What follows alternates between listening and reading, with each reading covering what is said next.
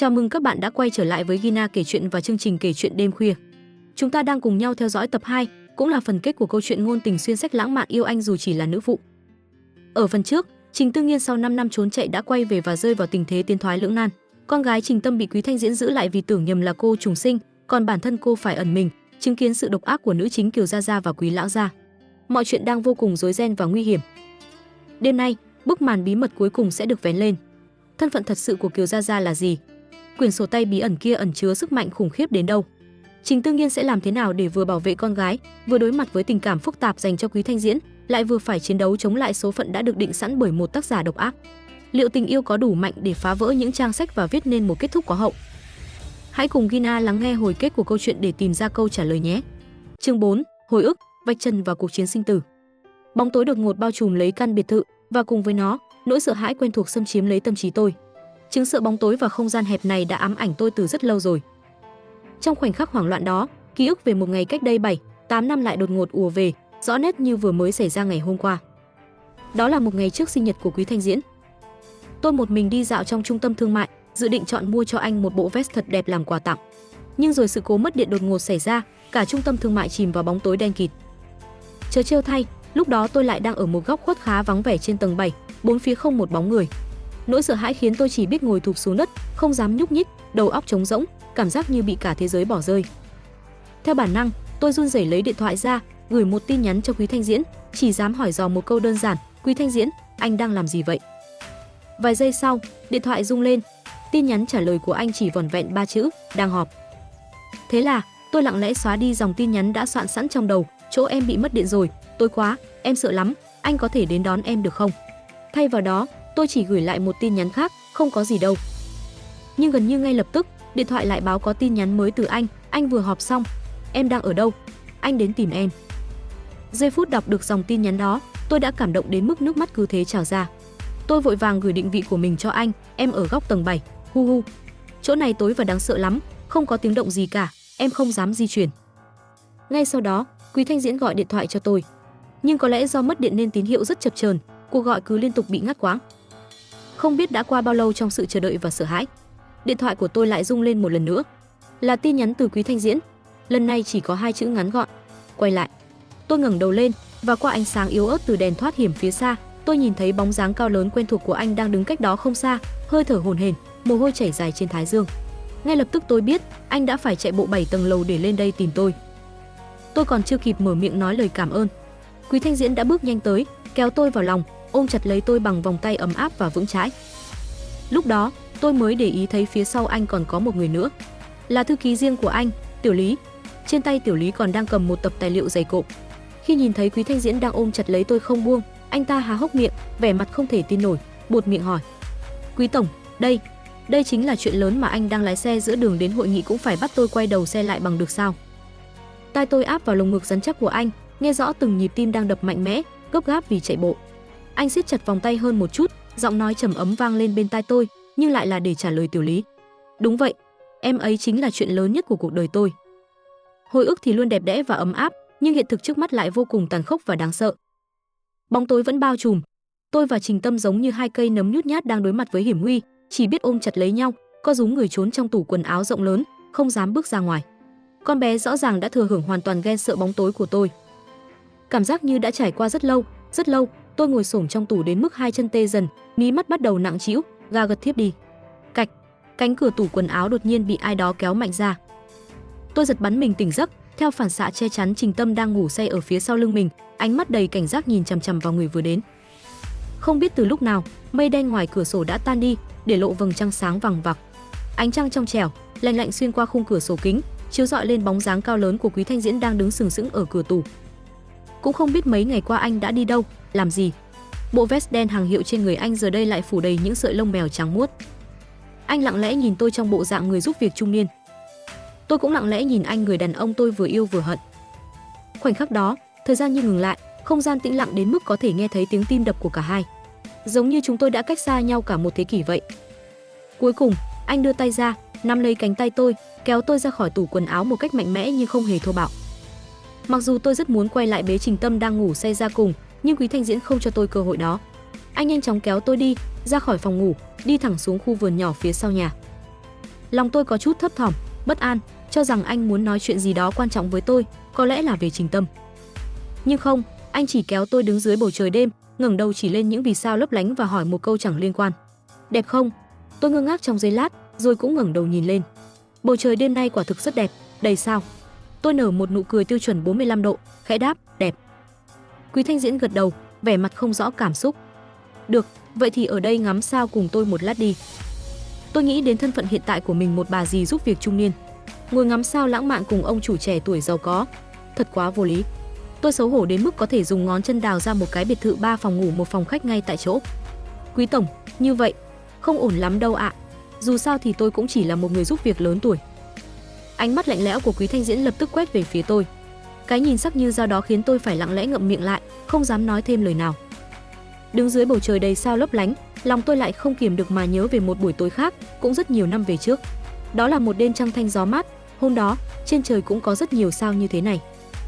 Quý Thanh Diễn đã dẫn tôi lên sân thượng của một tòa nhà cao tầng, nơi có một khu vườn nhỏ được chăm sóc cẩn thận.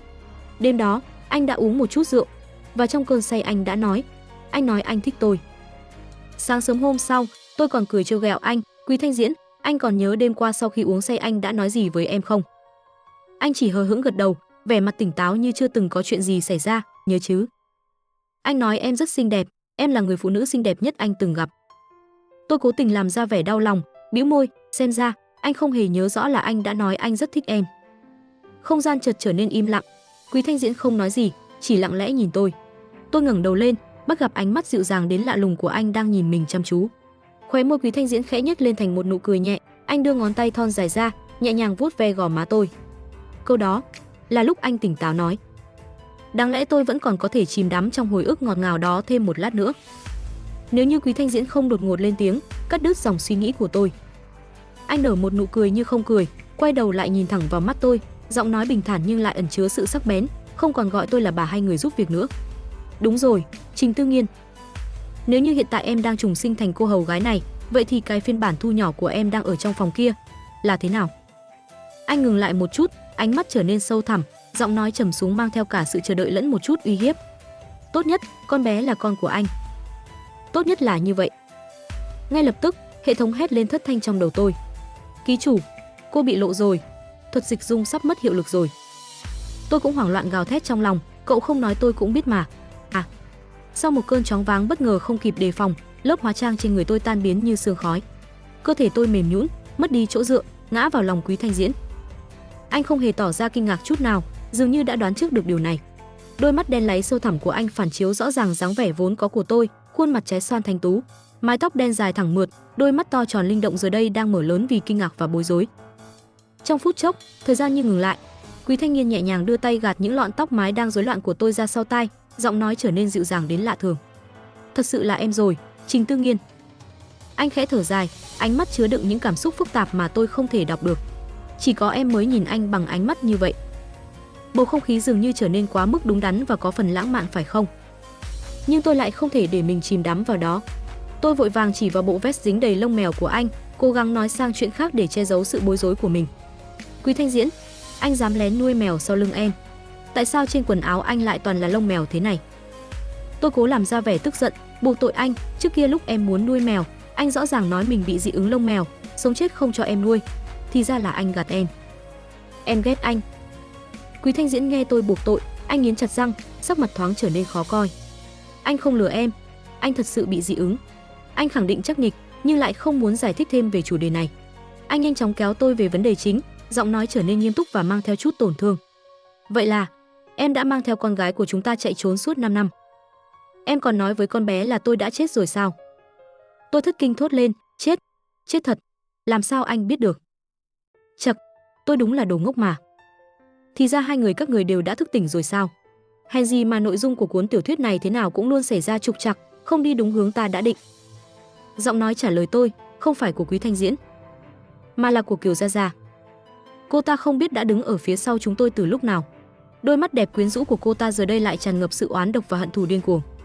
Vốn dĩ theo đúng kịch bản, Thanh Diễn hôm nay phải trở về nhà đúng lúc để cứu ta khi bị con tiện nhân nhà ngươi đẩy ngã mới phải. Thật là ghê tởm, các người còn dám lén lút có con với nhau sau lưng ta. Tôi nuốt nước bọt, trong đầu điên cuồng tính toán đường chạy trốn. Nhưng Quý Thanh Diễn đã nhanh hơn một bước, Anh kéo tôi ra sau lưng mình, tạo thành một tư thế che chở.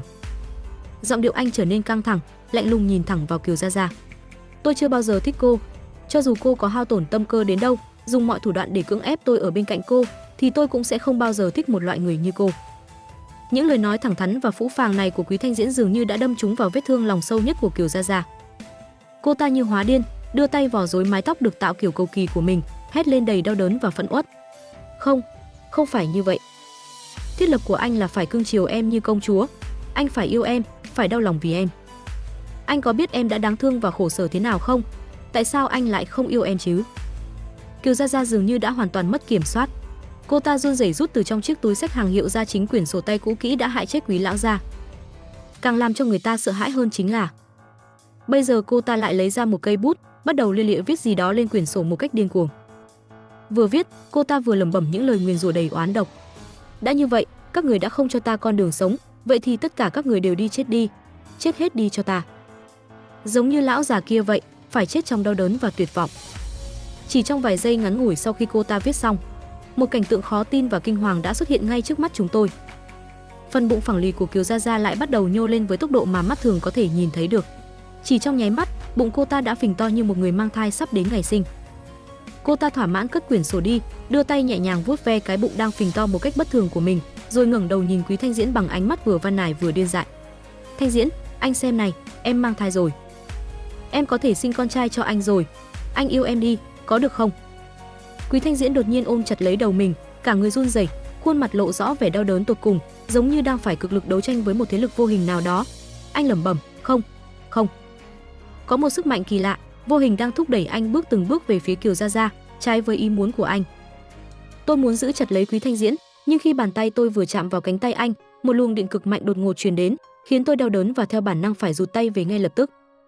Kiều Gia Gia thấy vậy liền cười lên khanh khách một cách ma quái. Hai người không thể ở bên nhau được đâu. Đàn ông các người ai mà chẳng thích có con trai nối dõi. Đứa con gái rách nát mà cô sinh ra thì có ích lợi gì chứ? Cô ta nhìn tôi bằng ánh mắt độc địa, nụ cười càng thêm tàn nhẫn, nhưng mà bây giờ ta lại đổi ý rồi. Ta không muốn để cho cô chết một cách dễ dàng như vậy.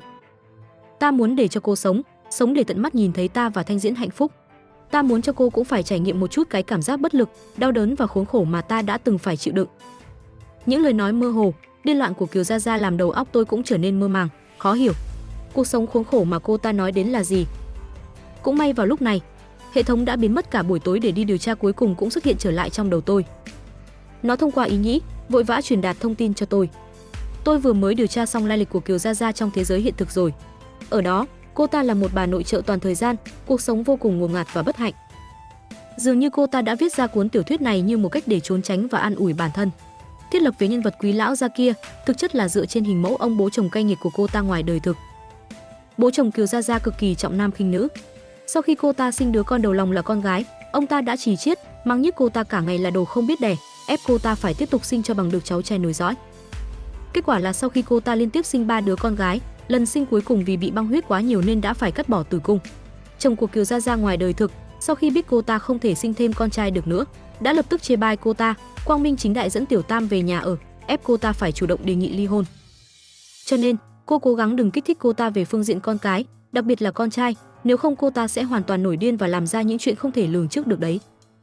À, thì ra là vậy. Cuộc đời cô ta ở thế giới thực cũng thật đáng thương. Nhưng muộn rồi, hệ thống ơi, cô ta đã bắt đầu nổi điên từ lâu rồi. Tôi lại thông qua màn hình hiển thị trong đầu, nhìn thấy rõ dòng chữ mà Kiều Gia Gia vừa mới viết lên quyển sổ định mệnh kia.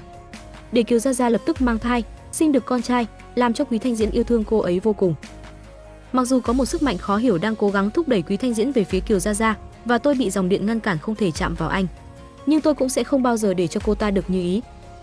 Tôi cắn chặt răng, cố gắng chịu đựng cảm giác đau đớn như bị điện giật mỗi khi cố gắng chạm vào người Quý Thanh Diễn, một lần nữa dùng hết sức lực ôm chặt lấy cánh tay anh, cố gắng kéo anh lại.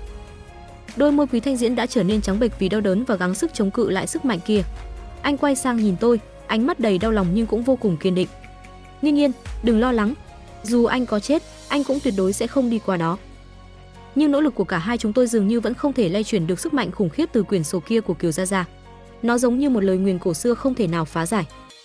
Cho dù chúng tôi có liều mạng kiên trì đến đâu, cho dù chúng tôi có đem tất cả sức lực ra để chống đối, thì dường như cũng không thể nào xoay chuyển được kết cục đã được định sẵn bởi nét bút của tác giả. Tôi tuyệt vọng nắm chặt lấy bàn tay đang dần lạnh đi của Quý Thanh Diễn, nhìn anh từng bước một, bị ép phải tiến thêm một bước nữa về phía Kiều Gia Gia đang đứng đợi với nụ cười đắc thắng. Tôi không muốn bỏ cuộc, nhưng tôi cũng không còn biện pháp nào khác để chống lại nữa rồi. Gâu, gâu, ngay vào thời khắc mấu chốt ngàn cân treo sợi tóc đó, một bóng trắng mập mạp từ trên trời giáng xuống, thực ra là từ trên mái nhà nhảy xuống, đáp thẳng xuống đầu Kiều Gia Gia một cách chuẩn xác.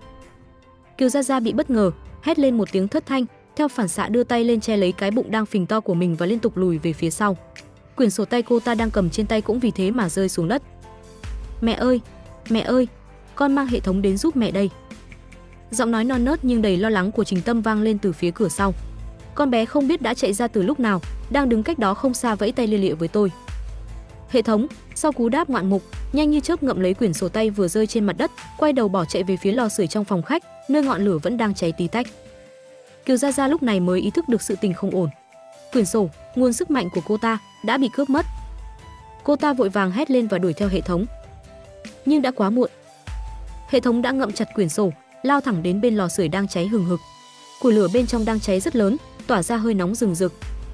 Hệ thống thực hiện một cú nhảy vô cùng đẹp mắt và dứt khoát. Giống như một vận động viên bóng rổ đang thực hiện cú ném quyết định, nó ném thẳng quyển sổ tay vào giữa đống lửa đang cháy. Ngọn lửa lớn màu đỏ cam hừng hực trong nháy mắt nuốt chửng lấy mấy tờ giấy mỏng manh kia. Sức mạnh vô hình đang trói buộc và điều khiển Quý Thanh Diễn cũng biến mất ngay vào khoảnh khắc quyển sổ bị ngọn lửa thiêu rụi. Anh thở phào một hơi nhẹ nhõm như chút được gánh nặng ngàn cân, cả người mềm nhũn dựa vào tôi, trên trán lấm tấm mồ hôi lạnh. Mà Kiều Gia Gia chứng kiến bảo vật của mình bị hủy hoại, cô ta tuyệt vọng khuỵu ngã trước lò sưởi, cả người suy sụp hoàn toàn. Tại sao các người lại đối xử với ta như vậy? Các người không biết ta đã phải khổ sở như thế nào sao? Lũ quỷ các người, đều là các người hại ta, các người đã hủy hoại tất cả của ta. Cô ta quỳ rạp trên mặt đất, hai tay đấm thùm thụp xuống sàn nhà, khóc lớn thất thanh, tiếng khóc ai oán và đầy tuyệt vọng vang vọng khắp căn phòng. Nhưng điều càng làm cho cô ta tuyệt vọng hơn vẫn còn ở phía sau. Sau khi quyển sổ bị đốt cháy thành tro, cái bụng đang phình to một cách bất thường của cô ta cũng không hề xẹp xuống trở lại. Thậm chí, chỉ khoảng 1 giờ sau đó, nước ối của cô ta đột ngột vỡ ra. Kiều Gia Gia đau đớn ôm chặt lấy bụng, khuôn mặt nhăn nhó vì những cơn co thắt dữ dội. Cô ta khó nhọc duỗi bàn tay về phía Quý Thanh Diễn đang đứng cách đó không xa, giọng nói yếu ớt đầy van nài. Thanh Diễn, đưa em đến bệnh viện. Trong bụng em là con trai đó, con trai của chúng ta. Cứu em, làm ơn, cứu. Chương 5, hạnh phúc viên mãn sau sóng gió. Nhìn Kiều Gia Gia đau đớn quằn quại trên mặt đất, tiếng kêu cứu yếu ớt vang lên giữa không gian tĩnh lặng đến rợn người, lý trí mách bảo tôi nên mặc kệ cô ta. Sau tất cả những gì cô ta đã gây ra, đây có lẽ là quả báo mà cô ta phải nhận. Quý Thanh Diễn rõ ràng cũng không có ý định quan tâm, anh chỉ đứng đó, ánh mắt lạnh lùng nhìn người phụ nữ đang vật vã dưới chân mình, không một chút dao động. Nhưng tôi cũng là phụ nữ, cũng đã từng trải qua nỗi đau khi sinh nở. Nhìn cảnh tượng trước mắt, lòng trắc ẩn trong tôi lại không cho phép mình hoàn toàn nhẫn tâm. Dù cô ta độc ác thế nào, đứa trẻ trong bụng, dù được tạo ra một cách phi lý, cũng vô tội. Cuối cùng, tôi thở dài, quay sang nói với Quý Thanh Diễn vẫn đang cảnh giác, gọi xe cấp cứu đi. Dù không muốn, Quý Thanh Diễn vẫn làm theo lời tôi. Chúng tôi đưa Kiều Gia Gia đến bệnh viện. Chỉ tiếc rằng, mọi nỗ lực cấp cứu đều trở nên vô ích. Phép thuật từ quyển sổ có thể ép buộc một sinh linh hình thành, nhưng lại không thể đảm bảo cho một ca sinh nở thuận lợi khi cơ thể người mẹ vốn không hề chuẩn bị cho việc đó. Kiều Gia Gia đã phải tự mình gánh chịu hậu quả cay đắng cho những việc làm điên cuồng của mình. Cô ta ra đi ngay trên bàn mổ vì biến chứng, một xác hai mạng. Ngay cả đứa bé trai mà cô ta dùng mọi thủ đoạn để có được kia cũng không kịp nhìn thấy ánh mặt trời dù chỉ một giây. Nhận được tin tức từ bệnh viện, lòng tôi chịu nặng một nỗi phức tạp khó tả. Trong thế giới hiện thực, cả cuộc đời Kiều Gia Gia có lẽ đã bị ám ảnh bởi việc phải sinh được một đứa con trai để làm hài lòng gia đình nhà chồng. Đến khi xuyên vào thế giới tiểu thuyết do chính mình tạo ra, có được năng lực thay đổi số phận, điều đầu tiên cô ta nghĩ đến vẫn là dùng nó để có được một đứa con trai, để níu kéo một người đàn ông không yêu mình, để nhận được sự công nhận mà cô ta khao khát. Nhưng cuối cùng, ước nguyện đó vẫn không thành hiện thực. Có lẽ, hết thảy đều là do cô ta tự gieo gió gặt bão. Tôi không thể hiểu nổi, tại sao Kiều Gia Gia lại cứ khăng khăng muốn sống như một vật phụ thuộc vào đàn ông, vào sự công nhận của người khác. Cô ta thậm chí còn có khả năng viết nên cả một thế giới, thay đổi cả cốt truyện, nhưng lại chỉ dùng nó để cố gắng vá víu những tổn thương và bất hạnh từ cuộc sống thực tại, thay vì tạo ra một cuộc đời mới tốt đẹp hơn cho chính mình. Tôi nghĩ, bất kỳ ai cũng nên là chính mình trước tiên, sau đó mới là con của cha mẹ, là vợ của chồng, và cuối cùng mới là mẹ của những đứa con. Đặt sai thứ tự ưu tiên, đánh mất chính mình, có lẽ đó chính là nguồn gốc bi kịch của Kiều Gia Gia. Sau cái chết của Kiều Gia Gia và sự biến mất của quyển sổ định mệnh, thế giới tiểu thuyết này dường như cũng mất đi sự điều khiển vô hình. Mọi thứ dần trở lại quỹ đạo bình yên vốn có của nó, không còn những biến cố bất ngờ hay những âm mưu đen tối nào nữa. Thời gian sau đó là những ngày tháng hàn gắn và vun đắp. Quý Thanh Diễn dùng hết sự dịu dàng và kiên nhẫn để bù đắp cho tôi và Trình Tâm những thiếu thốn tình cảm trong suốt 5 năm qua. Anh học cách làm một người cha thực thụ, dù đôi lúc còn vụng về, lúng túng. Anh kiên nhẫn giải thích cho Trình Tâm hiểu rằng ba không hề chết, chỉ là vì một vài lý do bất khả kháng mà không thể ở bên cạnh hai mẹ con sớm hơn. Trình Tâm ban đầu còn giận dỗi, nhưng sự chân thành và tình yêu thương không hề che giấu của Quý Thanh Diễn dần dần cũng cảm hóa được trái tim non nớt của con bé. Tiếng gọi ba đầu tiên tuy còn ngập ngừng, nhưng lại khiến người đàn ông luôn mạnh mẽ, kiêu ngạo như Quý Thanh Diễn phải vụng trộm quay đi lau nước mắt. Cuộc sống của chúng tôi dần ổn định và tràn ngập tiếng cười. Chỉ có một điều khiến tôi vẫn luôn thắc mắc. Bệnh viêm mũi dị ứng của Quý Thanh Diễn dường như ngày càng nghiêm trọng hơn, đặc biệt là khi ở nhà. Và không hiểu sao, trên quần áo của anh lúc nào cũng vương lại vài sợi lông mèo màu trắng, dù tôi chắc chắn trong nhà không hề nuôi con mèo nào cả. Mỗi lần tôi nghi ngờ hỏi, anh đều chối đây đẩy, nói rằng có lẽ bị dính phải khi đi ra ngoài. Trình Tâm thì luôn vỗ ngực đảm bảo thay cho ba mình rằng tuyệt đối không có chuyện anh lén nuôi mèo sau lưng tôi. Thật kỳ quái. Nhưng những thắc mắc nhỏ nhặt đó cũng không thể làm ảnh hưởng đến hạnh phúc lớn lao mà chúng tôi đang có.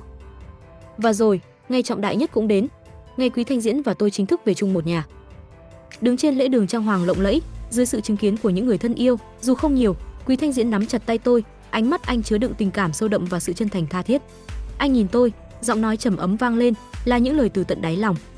Nghiên Nghiên, em có biết anh đã tuyệt vọng đến nhường nào khi biết được sự thật rằng chúng ta chỉ là những nhân vật trong một cuốn sách, và số phận đã định sẵn anh với em không thể có một kết thúc hạnh phúc không? 5 năm em rời đi, anh chưa từng từ bỏ hy vọng. Anh đã cố chấp ôm lấy suy nghĩ rằng cho dù phải lật tung cả thế giới này lên, anh cũng nhất định phải tìm được em. Anh đã ngây thơ ảo tưởng rằng có thể em sẽ trùng sinh hoặc hồn xuyên vào một thân xác khác. Anh đã cố gắng để ý từng người phụ nữ tiếp cận mình, cho dù ngoại hình của họ hoàn toàn không giống em, chỉ cần tính cách có một phần tương đồng, anh đều đã từng kích động và hy vọng. Nhưng rồi mỗi một lần hy vọng là một lần thất vọng nặng nề, vì anh biết đó đều không phải là em. Anh vẫn không cam lòng, vẫn tiếp tục tìm kiếm trong vô vọng. Cho đến ngày định mệnh đó, khi anh mở cánh cửa tủ quần áo ra, nhìn thấy em trong bộ dạng một người hầu trung niên. Anh khẽ cười, ánh mắt lấp lánh niềm vui. Trái tim anh đã đập loạn nhịp ngay khoảnh khắc đó. Trực giác mách bảo anh rằng đây chính là người anh ngày đêm mong nhớ. Trình Tư Nghiên, bất kể em có biến thành hình dạng gì, anh đều có thể nhận ra em ngay từ cái nhìn đầu tiên. Thời gian và số phận sẽ không bao giờ có thể chia cách chúng ta được nữa. Bất kể chuyện gì xảy ra trong quá khứ hay tương lai, anh cũng sẽ mãi mãi kiên định yêu em, bảo vệ em và con. Anh quỳ một chân xuống, đưa chiếc nhẫn kim cương lấp lánh về phía tôi, ánh mắt chứa chan tình yêu và sự chờ đợi. Cho nên, em có đồng ý gả cho anh không? Hốc mắt tôi đã nhòe đi từ lúc nào. Trái tim tôi tan chảy hoàn toàn trước những lời thổ lộ chân thành và tình yêu sâu sắc của anh. Mọi đau khổ, tủi hờn, sợ hãi trong quá khứ dường như đều tan biến hết trong khoảnh khắc này. Tôi nghẹn ngào gật đầu, giọng nói run rẩy vì xúc động. Em đồng ý. Sau những nghi lễ trang trọng và lời chúc phúc của mọi người, trong lúc tôi và Quý Thanh Diễn còn đang chìm đắm trong hạnh phúc, thì cô bé Hoa Đồng Trình Tâm, người đã làm bóng đèn bất đắc dĩ nãy giờ, cuối cùng cũng nhịn không được mà lên tiếng phá vỡ bầu không khí lãng mạn. Cái kia, làm phiền hai người một chút ạ. Tôi xấu hổ vội vàng buông Quý Thanh Diễn ra, ho nhẹ 2 tiếng để che giấu sự ngượng ngùng. Trình Tâm bĩu môi, nhìn chúng tôi bằng ánh mắt ghét bỏ rất đáng yêu, rồi quay sang Quý Thanh Diễn, hỏi một câu tỉnh queo. Vậy, sau này con có nên đổi lại cách xưng hô, gọi chú là ba không ạ? Quý Thanh Diễn sững người trong giây lát, đường đường là một tổng tài lạnh lùng, cao ngạo, vậy mà giờ đây lại kích động đến mức luống cuống tay chân, không biết phải làm sao cho phải. Anh há miệng mấy lần định nói gì đó, rồi lại ngậm miệng lại, cuối cùng lắp bắp nói ra một chữ, nhưng lại là nói với Trình Tâm. Ba. Trình Tâm ngơ ngác. Tôi cạn lời. Hệ thống lúc này vẫn đang trong hình hài chú chó Shiba trung thành nằm dưới chân chúng tôi, không bỏ lỡ cơ hội liền dùng ý nghĩ bình luận một câu chốt hạ. Người anh em, tôi nói thật đấy, đầu óc cậu đúng là có vấn đề mà. Nhìn khuôn mặt ngơ ngác của con gái và vẻ mặt bối rối hết cỡ của Quý Thanh Diễn, tôi không nhịn được mà bật cười thành tiếng. Tiếng cười trong trẻo, hạnh phúc vang vọng khắp lễ đường, hòa cùng ánh nắng ấm áp và những lời chúc phúc chân thành. Cuộc sống có thể không phải lúc nào cũng là màu hồng, nhưng sau tất cả sóng gió, chúng tôi cuối cùng cũng đã tìm thấy bến đỗ bình yên và hạnh phúc viên mãn của riêng mình. Chính Văn Hoàn, phiên ngoại, bí mật lông mèo trắng. Cuộc sống sau đám cưới của tôi và Quý Thanh Diễn trôi qua êm đềm và ngọt ngào đến mức đôi khi tôi vẫn ngỡ mình đang mơ. Anh đúng là mẫu người chồng quốc dân trong truyền thuyết, đi làm kiếm tiền nuôi gia đình. Về nhà thì sắn tay vào bếp nấu nướng, dọn dẹp nhà cửa, thậm chí còn dành luôn cả việc đưa đón Trình Tâm đi học mẫu giáo. Nhiệm vụ cao cả của tôi mỗi ngày chỉ đơn giản là ngồi xem tivi, đọc tiểu thuyết và tận hưởng cuộc sống. Tuy nhiên, có một điều nho nhỏ vẫn luôn khiến tôi lăn tăn không yên. Đó chính là bệnh viêm mũi dị ứng kinh niên của Quý Thanh Diễn và những sợi lông mèo trắng bí ẩn lúc nào cũng vương trên quần áo của anh. Anh lại bị dị ứng rồi à? Tôi đưa cho anh hộp khăn giấy khi thấy anh hắt xì liên tục mấy cái trong lúc đang chuẩn bị bữa sáng. Em đã nói rồi, nhà mình không hề có mèo, sao ngày nào trên áo anh cũng dính lông mèo trắng thế nhỉ? Hay là anh thật sự lén nuôi mèo ở công ty? Quý Thanh Diễn đang đeo tạp dề hình con vịt vàng do Trình Tâm chọn, tay lật miếng trứng ốp la trong chảo, nghe tôi hỏi vậy thì hơi giật mình, ho khan một tiếng, đâu có, chắc là hôm qua đi gặp đối tác, nhà họ có nuôi mèo nên bị dính vào thôi. Anh trả lời rất nhanh, nhưng ánh mắt lại có chút né tránh.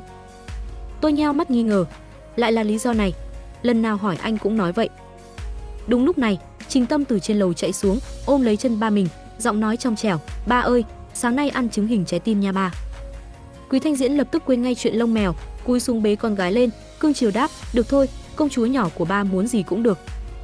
Nhìn hai cha con họ tình cảm như vậy, tôi lại tạm gác sự nghi ngờ sang một bên, có lẽ là tôi nghĩ nhiều quá thôi. Hôm đó là cuối tuần, tôi có hẹn đi spa với mấy người bạn mới quen, nên sau bữa sáng tôi liền ra ngoài, để lại hai cha con và chú chó hệ thống ở nhà. Quý Thanh Diễn sau khi dọn dẹp xong xuôi, đang ngồi trên sofa xem báo cáo tài chính thì cảm thấy cơ thể có chút khác lạ. Anh nhíu mày, cảm giác khó chịu quen thuộc lại ập đến. Chết tiệt, không phải chứ? Lại đến lúc này sao? Anh vội vàng đứng dậy, định chạy vào phòng sách khóa trái cửa lại, nhưng không kịp nữa rồi. Chỉ trong nháy mắt, cơ thể cao lớn của anh biến mất, thay vào đó là một con mèo trắng muốt, bộ lông mềm mại, đôi mắt màu xanh biếc giống hệt mắt anh, đang ngồi ngơ ngác trên tấm thảm trải sàn. Mèo, con mèo trắng, aka Quý Thanh Diễn kêu lên một tiếng đầy bất lực. Cái dao kèo chết tiệt với vị chủ thần nào đó thật biết cách hành hạ người ta mà. Biến thành mèo đã đành, lại còn dị ứng với chính lông của mình. A, ba mèo. Một giọng nói non nớt đầy phấn khích vang lên từ phía cầu thang. Trình Tâm không biết đã đứng đó từ lúc nào, hai mắt sáng rực nhìn chằm chằm vào con mèo trắng. Con bé không hề tỏ ra ngạc nhiên, ngược lại còn có vẻ thích thú. Quý Thanh Diễn trong nốt mèo giật bắn mình, thôi xong, bị con gái bắt tại trận rồi. Trình Tâm chạy nhanh xuống, ngồi xổm trước mặt con mèo trắng, đưa tay ra định vuốt ve bộ lông mềm mại của nó. Quý Thanh Diễn theo phản xạ định né đi, nhưng Trình Tâm còn nhanh hơn, con bé túm chặt lấy cái đuôi xù của ba mèo, cười toét toét đầy tinh danh. Đây không phải là ba đẹp trai của con sao? Sao hôm nay lại biến thành mèo đáng yêu thế này? Quý Thanh Diễn, mèo, trừng mắt nhìn con gái. Nó mà đáng yêu chỗ nào chứ? Con bé này rõ ràng là biết tỏng mọi chuyện rồi. Anh khịt mũi, phát ra một tiếng hừ. Đầy bất mãn, nhưng trong hình hài mèo thì nó chỉ nghe như tiếng kêu meo meo yếu ớt. Ba mèo ở nhà một mình buồn lắm phải không? Hay là để Tâm Tâm dẫn ba đi dạo một vòng cho khuây khỏa nha. Trình Tâm nghiêng đầu, nở nụ cười thiên thần, nhưng trong mắt Quý Thanh Diễn thì lại gian xảo vô cùng. Không đợi ba mèo kịp phản ứng, mà có phản ứng cũng chẳng được, Trình Tâm đã nhanh nhẹn lấy một sợi dây duy băng màu hồng, buộc một cách khéo léo vào cổ con mèo trắng làm dây dắt, rồi mở cửa, kéo ba mèo ra ngoài đi dạo phố. Quý Thanh Diễn muốn chết điếng tại chỗ. Tổng tài Quý thị đường lại bị con gái mình dắt đi như dắt thú cưng, mà lại còn là một con mèo trắng yếu ớt, còn thể diện nào nữa chứ? Anh cố gắng giãy giụa, nhưng sức lực của mèo làm sao địch lại cô chủ nhỏ đang hừng hực khí thế. Trình Tâm cứ thế ung dung dắt ba mèo đi dọc con phố nhỏ gần nhà. Con bé còn tốt bụng giới thiệu với tất cả mọi người gặp trên đường, chào cô chú ạ, đây là mèo nhà cháu mới nuôi, tên là ba ạ. Nó ngoan lắm, cô chú sờ thử xem. Thế là hết người này đến người khác, từ các bà các cô đến mấy đứa trẻ con, ai cũng tò mò xúm lại xem con mèo trắng xinh đẹp và thi nhau. Xoa đầu Quý Thanh Diễn. Quý Thanh Diễn cảm thấy nhân sinh của mình chưa bao giờ nhục nhã và bất lực đến thế. Anh chỉ muốn tìm một cái lỗ để chui xuống cho xong. Bộ lông trắng muốt của anh bị vò rối, dính đầy dấu tay của người lạ, cảm giác ngứa ngáy vì dị ứng càng thêm dữ dội. Sau một hồi giễu phố đầy tủi nhục, cuối cùng Trình Tâm cũng tha cho ba mèo, dắt anh về nhà. Vừa mở cửa bước vào, Gâu. Hệ thống, chó Shiba đã đứng chờ sẵn ở cửa từ lâu. Vừa thấy bạn mèo trắng quen thuộc trở về, nó lập tức mừng rỡ vẫy đuôi tít mù, lao tới chào đón một cách nồng nhiệt nhất có thể. Mà cách chào đón của hệ thống thì trước sau như một, dùng cái lưỡi ướt át của mình liếm để lên khắp mặt mũi, bộ lông của bạn mèo. Mèo, GRU. Quý Thanh Diễn, mèo, hoảng sợ hét lên, cố gắng né tránh màn tấn công tình cảm quá mức nhiệt tình của con chó phiền phức kia. Anh vốn là người ưa sạch sẽ, bị một con chó liếm đầy nước miếng lên người thế này, quả thực là một cực hình. Cả phòng khách nhất thời trở nên hỗn loạn với cảnh tượng một con mèo trắng đang cố gắng chạy trốn sự yêu thương của một con chó Shiba, dưới tiếng cười khúc khích không ngừng của cô chủ nhỏ Trình Tâm. Đúng lúc đó, cửa nhà lại mở ra. Tôi vừa đi spa về, tay còn xách theo mấy túi đồ. Nhìn thấy cảnh tượng hỗn loạn trong nhà, con mèo trắng trông có vẻ quen đang xù lông giận dữ, người đầy nước miếng, còn con chó hệ thống thì đang vui vẻ vẫy đuôi. Tôi không khỏi nhíu mày khó hiểu. Lại chuyện gì nữa đây? Con mèo trắng này ở đâu ra vậy Tâm? Tôi hỏi con gái. Trình Tâm vội vàng ôm lấy con mèo trắng vào lòng, che giấu đi vẻ mặt đang có chút hoảng hốt của nó, nhanh nhảu đáp, bạn mèo này đi lạc vào nhà mình đó mẹ. Thấy bạn ấy đáng thương nên con cho bạn ấy vào chơi thôi ạ. Con mèo trắng trong lòng Trình Tâm khẽ meo một tiếng yếu ớt, đôi mắt xanh biếc nhìn tôi đầy tội nghiệp. Tôi nhìn kỹ con mèo, lại nhìn sang hệ thống đang lè lưỡi thở hổn hển, rồi lại nhìn những sợi lông mèo trắng trên thảm nhà. Một tia nghi ngờ chợt lóe lên trong đầu, nhưng rồi lại nhanh chóng bị dập tắt. Chắc là trùng hợp thôi. Tôi lắc đầu, bỏ qua chuyện con mèo, quay sang nói với Trình Tâm, thôi được rồi, con chơi với bạn mèo ngoan nhé. Nhớ lát nữa phải thả bạn ấy về đó. Nói rồi tôi đi thẳng lên lầu. Phía sau lưng tôi, Trình Tâm khẽ thở phào nhẹ nhõm. Con mèo trắng trong lòng cô bé cũng vậy. Chỉ có hệ thống là vẫn ngơ ngác không hiểu gì, nhưng đầu nhìn bạn mèo rồi lại vẫy đuôi mừng rỡ. Xem ra, bí mật về ba mèo vẫn còn được giữ kín thêm một thời gian nữa. Toàn Văn Hoàn. Vậy là hành trình đầy sóng gió nhưng cũng thật ngọt ngào của Trình Tư Nghiên và Quý Thanh Diễn trong Yêu Anh dù chỉ là nữ phụ đã chính thức khép lại rồi. Trải qua bao hiểu lầm, cách trở, đối mặt với những âm mưu và cả sự thật phũ phàng về thân phận trong tiểu thuyết, cuối cùng họ cũng đã có thể phá vỡ được định mệnh, giành lấy hạnh phúc viên mãn bên nhau cùng cô con gái nhỏ Trình Tâm và cả chú chó hệ thống trung thành. Ngay cả bí mật nho nhỏ về ba mèo của Quý Thanh Diễn cũng thật đáng yêu phải không các bạn? Gina xin chân thành cảm ơn các bạn đã dành thời gian lắng nghe trọn vẹn cả 2 phần của câu chuyện tại kênh Gina kể chuyện. Hy vọng câu chuyện đã mang đến cho các bạn những giây phút thư giãn và những cảm xúc đẹp trong những buổi tối muộn. Các bạn có suy nghĩ gì về cái kết này? Bạn thích nhất nhân vật hay chi tiết nào? Hãy chia sẻ cảm nhận của mình ở phần bình luận bên dưới nhé. Nếu yêu thích câu chuyện này, đừng ngần ngại nhấn like và chia sẻ video để nhiều người cùng biết đến hơn.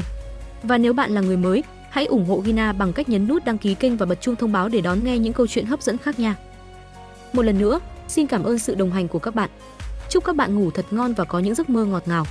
Gina kể chuyện xin chào và hẹn gặp lại trong những câu chuyện tiếp theo.